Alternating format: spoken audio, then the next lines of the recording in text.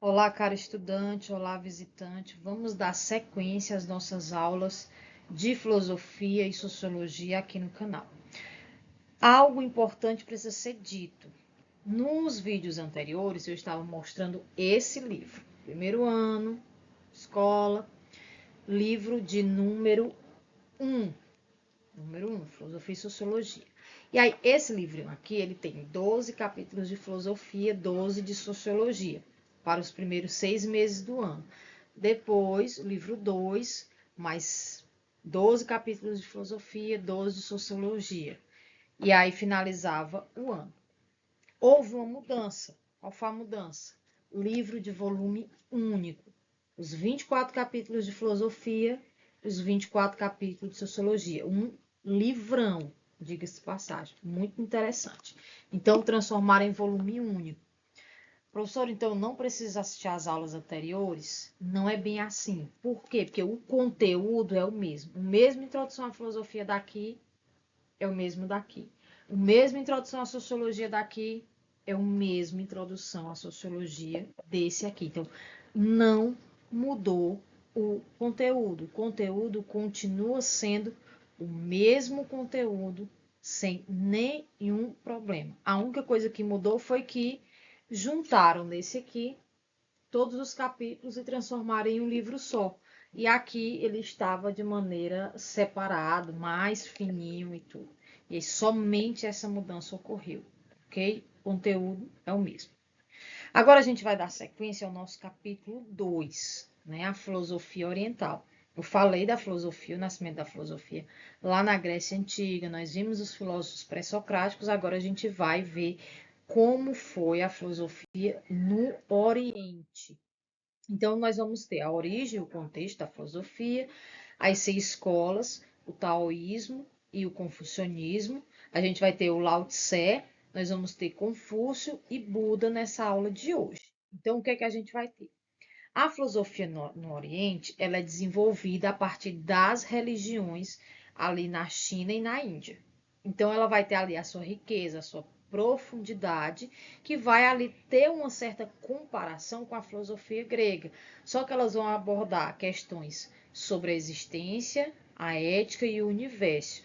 E aí, tudo isso com uma maneira profunda que a religião apresenta. Religião chinesa e a religião da Índia. E aí, no contexto do chinês, a gente vai ter que no século IV, aliás, 4 não, 6 antes de Cristo, a China pré-imperial, ela vai viver um período ali de intensa fragmentação política e vai ter aquele momento de constante guerras. Esse cenário aí, que é aquele cenário caótico, e aí você pode prestar atenção que toda vez que há um cenário caótico, o povo para pensar, vixe, agora, o que é que a gente vai fazer? Então, nesse período aí não foi diferente. Então, esse cenário caótico vai ali impulsionar o surgimento de pensadores que vão ali buscar soluções para o caos que estava instaurado, ou seja, uma ordem social e uma ética governamental, ou seja, como o indivíduo que está no poder deve governar.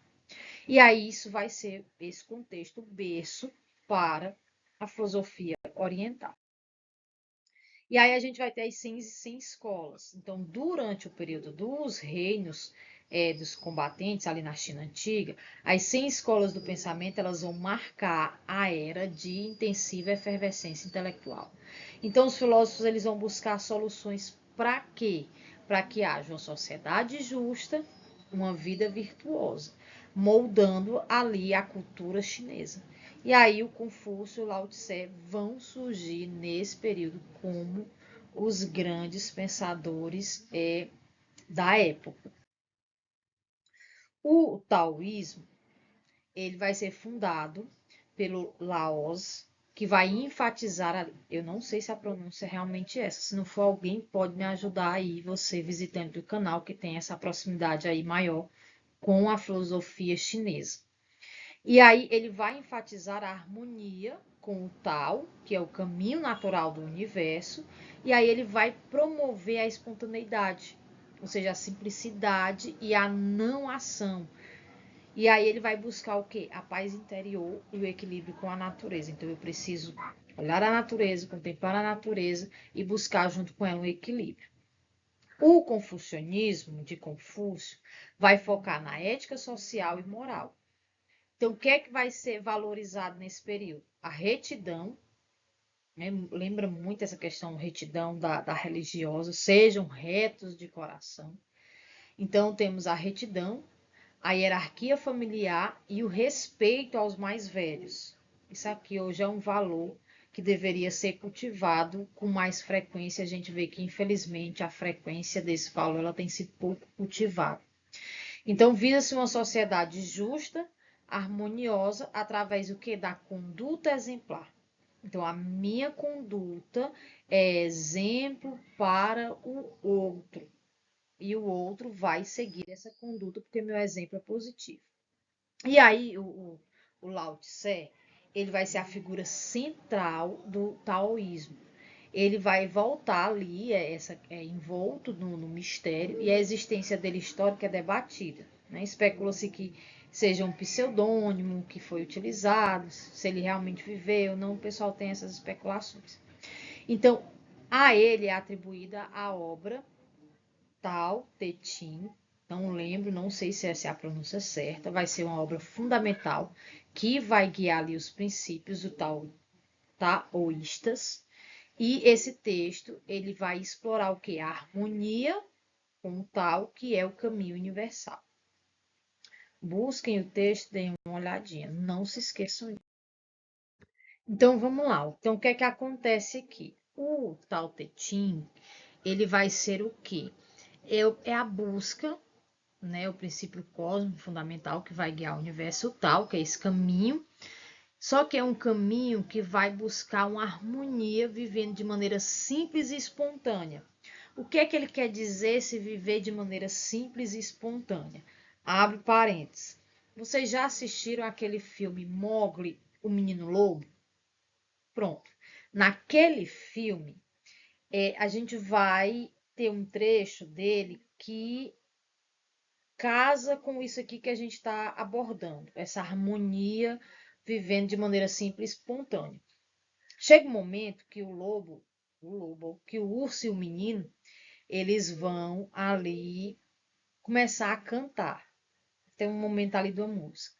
E nessa música vai dizer o seguinte: viver com o necessário, somente o necessário, o extraordinário é demais. Pronto, é essa ideia de harmonia. É viver com o simples, de maneira espontânea, coerente, ética, sem estar fazendo prejuízo a ninguém. Eu preciso desenvolver ali uma vida que seja serena, contemplativa, mas que seja em harmonia com o outro. Nós não somos uma ilha, a gente vai viver ali isolado, sozinho, entrar na caixinha de vidro e ficar lá. Não, nós precisamos viver com os outros. E aí, o Tao Te Ching, nessa obra que é atribuída ao Lao Tse, vai trazer justamente essa ideia dessa harmonia, dessa vida simples e espontânea. Se você não assistiu o filme e não percebeu, ou se você assistiu e não percebeu essa mensagem, assista para você ter ali mais ou menos noção desse diálogo que a gente está tendo. E aí o não ação, o Wu-Wei, se eu não me engano a pronúncia é essa. No taoísmo, o Wu-Wei não significa ali uma inatividade. A não ação significa eu não vou fazer nada. Acabou-se, não quero mais saber de fazer nenhuma tarefa. Não, não significa isso. Não é inatividade, não é não fazer nada. É agir com sabedoria, em harmonia com o fluxo natural da vida. É uma não ação que ela vai respeitar o que? Os ritmos do universo. O que é que isso quer dizer? Vou usar aqui um exemplo bem grotesco.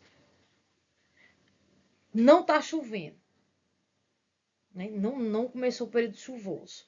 Aí você vai lá, prepara a terra, faz uma plantação de milho de um lado, de feijão do outro. Aí você deixa lá. Não aduba, não agoa, vai nascer? Não vai. Por quê? Porque não está no tempo da quadra chuvosa para te ajudar a fazer com que aquilo floresça mais rápido. Então é preciso respeitar o ritmo do universo. Então, o que acontece? Começou a quadra chuvosa, e aí o pessoal da zona rural faz muito isso, já vai lá, ara a terra, cuida direitinho, espera dar mais uma chuva, aí, pronto, agora a gente vai plantar. Por quê? Porque a chuva vai me ajudar nesse processo desse plantio aqui e essa semente ela tem uma possibilidade maior de germinar. Quando não está chovendo, tem uma possibilidade de germinar? É claro que tem, só que o que é que precisa? Você tem que cuidar. Você tem que aguar a cada determinado período. Você tem que ir atrás de pegar ali o estrumo, que a gente chama, um adubo, e colocar ali para contribuir com que aquilo dali possa germinar, que possa nascer e crescer. Caso contrário, não vai. É uma inatividade que você está fazendo. E não é isso que essa filosofia vai pregar. Você precisa agir sabiamente. E aí, agir sabiamente é evitar esforços desnecessários. Então, como é que se alcança a paz aí? Na simplicidade, de um modo que as coisas vão seguindo ali o seu ritmo. Se é tempo de colheita, eu vou colher. Se é tempo de dor, a gente tem uma mania significativa, por exemplo, a dor chega a bater na porta, né? Me lembrei até de um livro agora, já indico para vocês. O Padre Fábio de Mello tem um livro que é bem interessante, chamado Quando o Sofrimento Bater à Sua Porta. É o título do livro. Aí, quando você abre o livro, a primeira frase está lá: quando o sofrimento bater à sua porta, abra. Bom, primeira página, você vai encontrar no livro essa frase, que ela é sensacional. Então, nós temos uma mania de fugir do curso das coisas. O sofrimento chega, bate a porta, é que a gente faz, pula fora. Não, não quero não. Entretanto, quando a dor bate a nossa porta, é porque ela tem algo a ensinar. Ela veio deixar um aprendizado. E aí nós precisamos ter a sabedoria de recebê-la, por mais incômoda que seja. Ninguém quer receber dor. Ninguém quer receber visita de dor, ninguém. Quem é que quer receber visita de sofrimento? Ninguém quer receber visita de sofrimento. Visita de sofrimento. No entanto, ela de vez em quando aparece e bate ali a nossa porta. E aí, ao invés de fugir, é preciso encarar. Então, é necessário permitir que as coisas sigam o seu curso. Por exemplo, ô professora, terminei um relacionamento, o que é que você quer que eu faço? Nada. Acabou. É simples. Você vai ali sentar, refletir, aceitar o curso daquela situação. Se houver alguma possibilidade de retorno, depois de você pensar e ali sabiamente perceber isso, você vai e tenta alguma coisa. Mas se nas suas análises, quando você sentou e percebeu que não tem mais jeito, a vida precisa seguir o seu curso. Ninguém fica dando murro em ponta de faca, gente. Não, não adianta, é um negócio que não tem futuro. Então vamos agir sabiamente. Confúcio, né, o mestre, e aí é um grande filósofo. Ele viveu ali no mesmo período do Lao Tse. Foi um filósofo chinês ali que viveu entre os séculos, os anos de 551 a 479 a.C. E a filosofia dele vai dar ênfase à importância dos valores sociais tradicionais. O que é que isso quer dizer? Ele vai defender a ética, a retidão, o respeito à hierarquia, o mais velho tem que ser respeitado, para que haja ali a paz e a harmonia social. Porque é aquela questão, se eu não respeito o mais velho, se eu não escuto a sabedoria do mais velho, eu vou aprender com quem? Claro que, evidentemente, que dentro da nossa realidade de hoje, tem uns ensinamentos que as pessoas mais velhas oferecem que são, assim, muito complexos de entender, né? A gente vê que, infelizmente, ainda hoje há mulheres que optam por viver em casamentos a qual elas não são felizes se sujeitando ali a uma ideia, por exemplo, religiosa de que o casamento ele não pode ser dissociado, não pode acabar, e elas acabam vivendo a vida inteira de sofrimento, porque não pode separar, porque a família não aceita, a avó, a bisavó, não sei mais quem, a mãe, não sei por onde, porque é contra a regra, né? E isso é um problema. Então, esse tipo de ensinamento a gente precisa questionar. E a felicidade da outra pessoa foi para onde nessa história toda? E a promessa do casamento, de fazer feliz e tudo, ficou onde? Se o que está imperando é o sofrimento. Isso é questionável.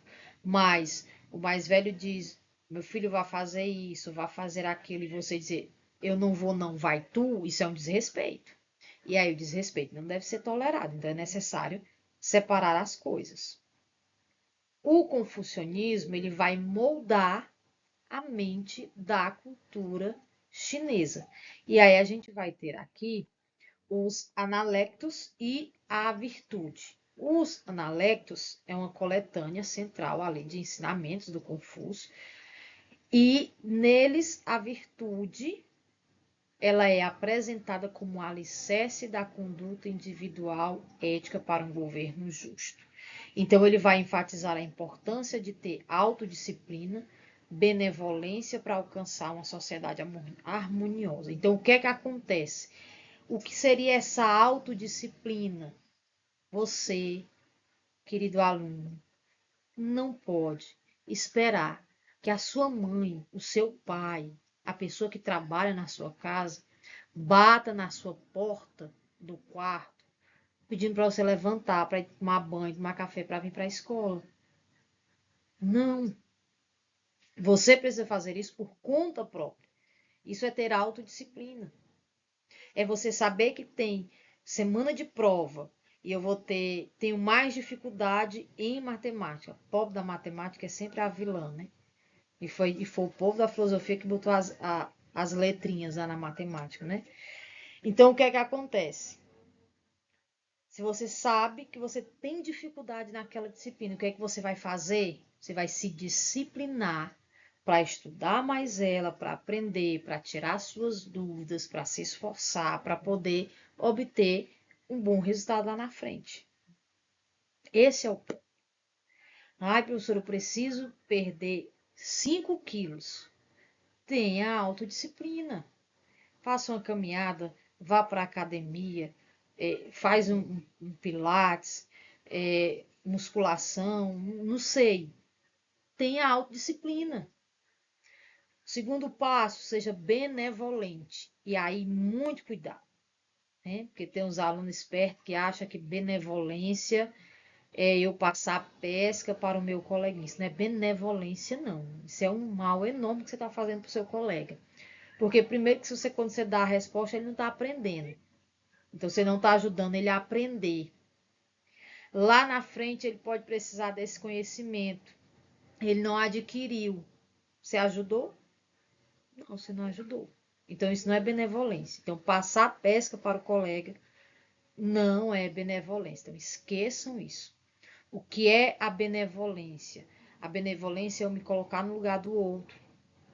É eu estender a mão, é eu ajudar o outro a aprender, ajudar o outro a ter autodisciplina, e aí eu vou alcançar uma sociedade harmoniosa, sendo que uma pessoa virtuosa, que respeita, que ama, que colabora, que tem determinação, que tem foco, que estuda, que tem objetivos traçados e ali dentro do seu tempo, porque nessa história de dizer que todo mundo tem a mesma quantidade de tempo, isso é balela. Cada pessoa tem o seu tempo. Então, dentro do seu tempo, você vai aprender, você vai se desenvolver. Mas para isso você tem que se autodisciplinar. E aí os valores do Confúcio, né? Reciprocidade, Shu. Eu acredito que as pronúncias eu vou dizer certo. Não sei, se estiver errado, vão me ajudando aí. Tratar os outros como gostaria de ser tratado. Para a gente aqui, o Shu é como se fosse a empatia, né? Me colocar no lugar do outro. Não fazer com o outro aquilo que eu não queria que fizesse comigo. É a base das relações sociais harmoniosas e do respeito mútuo. A benevolência, o REN, refere-se à humanidade humanidade e empatia. Cultivar o REN é agir com bondade e compaixão por todos. É todo mundo, eu não posso separar as pessoas, não. O Junzi, cavaleiro virtuoso. Vamos simplificar. O cavaleiro virtuoso é o ideal de pessoa moralmente superior. E aí não quer dizer que você é o nariz empinado, não, tá? Ele encarna, aliás, todos os valores confucionistas. Busca aprimorar-se de maneira constante. Então, é aquele que está sempre ali fazendo reflexões sobre as suas ações. São boas, são ruins, são coerentes, o que é que eu preciso mudar? Seguindo em frente, o livro de vocês também vai trazer o Siddhartha Gautama. O Siddhartha, ele nasceu príncipe no Nepal, cresceu ali em luxo, protegido do sofrimento. Ao ver a velhice, doença e morte, ele confronta essa efemeridade da vida. Então, essa descoberta leva ele ao quê? Abandonar o palácio, buscar a verdade e a libertação. Olha que negócio corajoso, né? E aí, ele, após o asceticismo extremo, ele vai descobrir o caminho do meio, ou seja, uma filosofia de moderação, de equilíbrio. Então, ele ensina que a libertação do sofrimento, ela reside onde? Na superação dos apegos. Então, para eu deixar de sofrer, eu tenho que me desapegar. A sensação que eu tive lendo esse ponto aqui dele, que esses trechos estão no livro de vocês, a gente já discutiu isso em sala, é que ele parece ter lido Schopenhauer. Schopenhauer vai dizer o seguinte, gente, viver é sofrer, Schopenhauer. Mas por que, Schopenhauer? Porque nós somos vontade. A cada vontade que a gente tem, nós vamos ter um novo sofrimento. E aí o Siddhartha ele vai dizer isso. Como é que eu me livro do sofrimento? Desapegando. Schopenhauer, como é que eu me livro do sofrimento? Fuja das vontades. Então tem essa conexão aí. E na busca pelo equilíbrio, evitando o quê? Excesso e privações. Eu não posso, por exemplo, estar ali, você foi convidado para o aniversário. Aí tá ali você tá de dieta. Daí vamos fazer esse exemplo bem clássico, é que começo de ano o pessoal costuma trabalhar essa ideia de dieta, né? Aí você foi convidado para o aniversário, aí tudo quanto é de guloseima tá lá em cima da mesa. Salgado, doce, tudo no mundo que é gostoso. E aí o que é que você faz? Você se priva daquilo. Não, não vou comer, eu não posso, não sei o quê. Aí depois você, de algumas horas, rapaz, chega em casa, ainda vai ter que fazer aquela janta saudável. Se eu podia ter comido só um pedacinho, né? Só um pouquinho, será que ia fazer mal? Nem ia. Só uma vez, no aniversário do amigo, da amiga. Então você não pode se privar totalmente dessas situações, assim como o sofrimento bate na sua porta, você pá, fecha a porta e vai embora. Isso é privação, não pode haver essas privações. Mas também não pode haver o excesso. O banquete está lá, voltando ao exemplo do aniversário, está lá. Um monte de coisa na mesa. O que é que você faz? Menina, eu vou comer tudo e me esbaldar. Não, isso é excesso. E aí, aqui eu vou fazer esse caminho do meio, vou abrir um parênteses para colocar Aristóteles bem aqui. Aristóteles, o que é a virtude? É o meio entre os extremos. Eu nem posso comer pouco, nem posso comer até encher a pança, que nem diz o povo. Eu tenho que buscar o equilíbrio. Esse é o ponto. A virtude é o meio entre os extremos. Eu tenho que ter ali um equilíbrio entre as situações a qual eu estou vivendo. E aí esse caminho vai ser o caminho fundamental lá para o budismo. E aí a gente vai ter as quatro nobres verdades do budista. Né?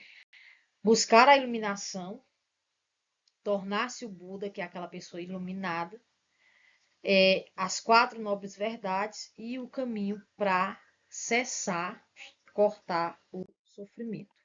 Então, o caminho para a libertação, esse nobre caminho, ele é um código ético central do budismo, vai estar ali delineado, ali tratado junto com o Siddhartha. Então, ele vai oferecer um guia prático para alcançar a libertação do sofrimento e a iluminação. Então, cada um das 8 pessoas deve cultivar ali simultaneamente, não de maneira linear, um caminho de autotransformação. Você não vai se transformar, você não vai mudar porque alguém está dizendo que você precisa fazer isso. Tem que ser uma escolha que vai partir de você. As 3 categorias.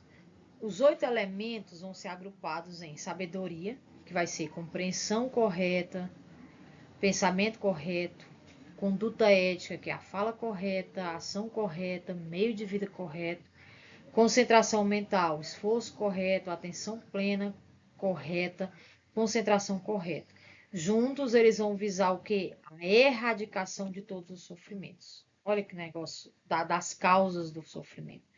Você conseguir tirar o que causa sofrimento a partir desses elementos. Você ter sabedoria de agir corretamente, de buscar um meio de vida, de ter uma atenção plena. É um sonho, né? Será que pode se tornar real? Responde aí nos comentários. A essência do budismo. A essência dele não é teísta, ou seja, não é aquela crença ali em uma divindade específica que você tem que adorar um Deus criador. Não é nesse sentido que o budismo vai focar. O foco dele é na reflexão pessoal, na compreensão da sua existência. Qual é o meu papel no mundo? Então é preciso buscar iluminação e ela vai ser um caminho individual de autoconhecimento, ou seja, o meu caminho é um, o seu caminho é outro, o caminho A é um, o caminho B é outro, pessoa C vai ser o outro caminho, cada um tem o seu caminho. Então, os ensinamentos dele vai abordar o sofrimento e a impermanência. Então, ele vai propor um caminho prático, que você transcende essas condições de sofrimento. E aí a meditação e a ética vão ser as ferramentas essenciais para que você alcance aí essa libertação. E aí é uma experiência que é vivida, não em dogmas. Olha que negócio interessante. A sua vida é só sua, a minha vida é só minha. Por que raios é que a gente vai ficar aceitando o pitaco dos outros na nossa vida? Se você vive a sua vida e sou eu quem vivo a minha vida. As minhas escolhas que eu faço e as consequências delas vão ser apenas minhas. As suas escolhas e as consequências das suas escolhas, elas são suas. E aí a pessoa chega e vem lá dar uma opinião e dizer, não, você tem que escolher isso, você tem que escolher aquilo, você não pode escolher essa situação X porque não é boa. Mas e aí a liberdade do outro vai para onde nessa hora? Então é preciso pensar essas perspectivas também. Os ensinamentos de Buda eles vão ser transmitidos pela fala, oralmente, por meio dos monges. Depois eles foram ali juntados, né, num Tripitaka, 3 cestas. Né? Aí é uma coleção com base nessa doutrina do budismo, que vai incluir os discursos, as regras e a filosofia. Concluindo a nossa filosofia oriental, e ela é bem interessante, né? Vocês notaram aí, é uma filosofia maravilhosa. Paralela à grega, ela emerge em contextos de fragmentação política da China, busca ali uma ordem social, uma virtude humana. O taoísmo do Lao Tse, com a sua obra, o Tao Te Ching, vai pregar ali o Yue, a não ação, uma harmonia com o Tao, que é o caminho, simplicidade, que você tem que evitar ali a intervenção excessiva no fluxo natural.